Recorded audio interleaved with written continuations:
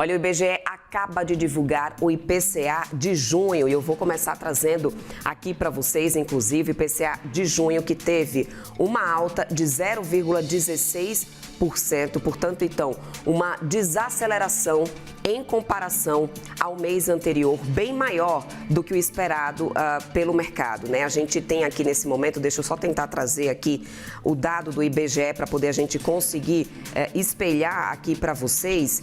O IBGE que tem agora uma alta nesse momento de 0,16% em junho, e no final das contas ficou bem abaixo do que o mercado estava esperando. O índice, no final das contas, foi de 0,42 ponto percentual, abaixo da taxa de 0,58 pontos que a gente teve sendo do mês anterior. A gente lembra para vocês que o IPCA, que a expectativa para o IPCA ficava na casa de 0,31% pela pesquisa Broadcast. A mediana das projeções da Broadcast apontavam para o IPCA em junho na casa de 0,16%. Apontava para o IPCA as medianas das projeções da Broadcast em 0,31%. Portanto, então, a gente veio em 0,16%.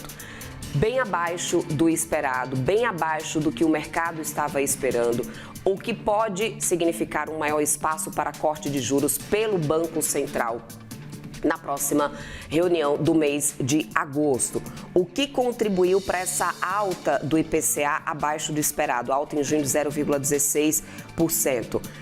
Entre as maiores variações, o que mais pesou foi o grupo de habitação, com 0,63% de alta para o grupo de habitação. Por outro lado, a gente teve o grupo de alimentos e bebida, que na verdade teve uma queda de 0,24%, registrando a maior variação negativa e o maior impacto negativo de 0,05 ponto percentual. Lembrando que o grupo de alimentos e bebida geralmente é o que tem um dos maiores pesos para a composição do IPCA, que acaba de ser divulgado nesse momento pelo IBGE. Então, para você que está chegando aqui agora na nossa programação, são 9h04. Esse era o dado mais aguardado dessa semana. O IPCA de junho de 2026, que teve uma alta de 0,16%, portanto, ficando muito abaixo da alta que tivemos no mês de maio e muito abaixo da expectativa do mercado, que era uma mediana de 0,31%. Alimentos e bebidas teve uma queda de 0,24%, enquanto o grupo de habitação, que ficou em alta, uma variação de 0,63%.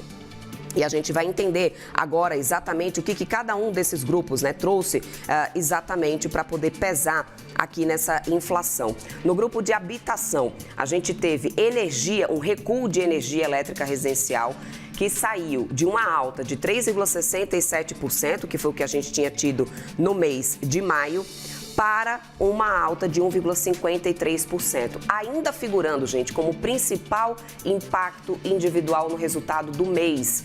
Portanto, então, energia elétrica residencial foi o maior impacto que a gente teve nessa alta da inflação do mês de junho, que ficou em 0,16%. Energia elétrica, eles ressaltam aqui na pesquisa que a energia elétrica residencial, que teve essa variação de 5,61% no Rio de Janeiro, por exemplo, que teve uma das maiores altas, ressalta e reflete o retorno em vigência do reajuste de 15% sobre as tarifas de março de 2026. Ainda sobre energia elétrica, houve um reajuste de 14,89% nas concessionárias de Porto Alegre, a partir do dia 19 de junho, de Curitiba e de Belo Horizonte. Então, portanto, lembrando, a gente vem passando já por um período de reajuste de energia elétrica. Além disso, ainda temos a questão da bandeira tarifária, que tende nesse ano ainda a chegar no patamar de bandeira tarifária vermelha. Então, tudo isso junta e faz com que a gente tenha nesse momento a energia elétrica sendo o pior peso na conta da inflação do IBGE. Agora sim, eu vou conseguir espelhar com vocês exatamente o que eu estou lendo aqui para vocês acompanharem esse reajuste e o grupo de habitação sendo o pior peso nesse momento. No grupo de habitação também se destaca a variação da taxa da água de esgoto, que também refletiu reajuste, vigentes desde o dia 1º de junho. Então, a taxa de esgoto teve uma alta de 0,30%.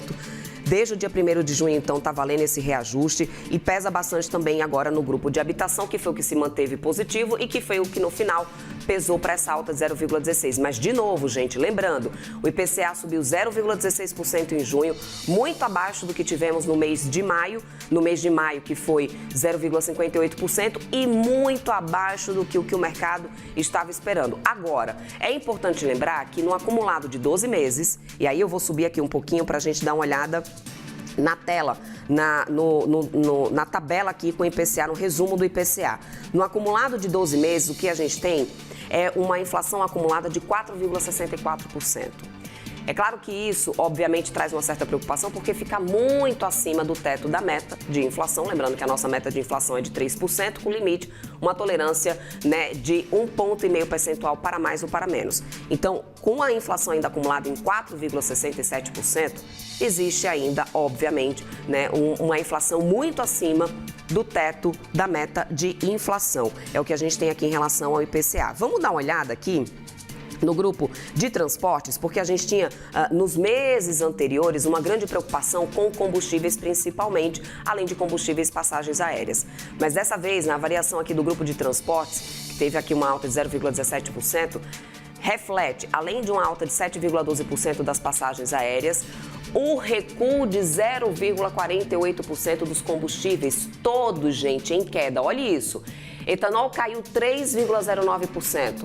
E aí é importante lembrar que nessa questão do etanol vem muito por causa da boa safra que a gente tem tido e que favoreceu bastante essa redução do preço do etanol, que está mais barato do que quando a gente começou a guerra no Oriente Médio.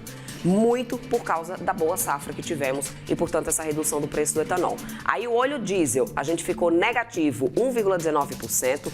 O gás veicular, queda de 0,19%, e a gasolina, queda de 0,12%. Em relação ao óleo diesel, tivemos uma queda no preço do barril do petróleo. O petróleo hoje está no patamar dos 77, 75 dólares a cotação do barril do petróleo. Muito diferente do que a gente tinha no mês anterior, que estava um pouco acima desse patamar, numa média de 90 dólares. É claro que essa redução do petróleo também ajuda na redução do diesel por aqui. Mas, além disso, é importante lembrar que temos a questão dos subsídios dos combustíveis, que ajudou também essa questão dessa queda dos combustíveis que a gente acompanha aqui nesse momento.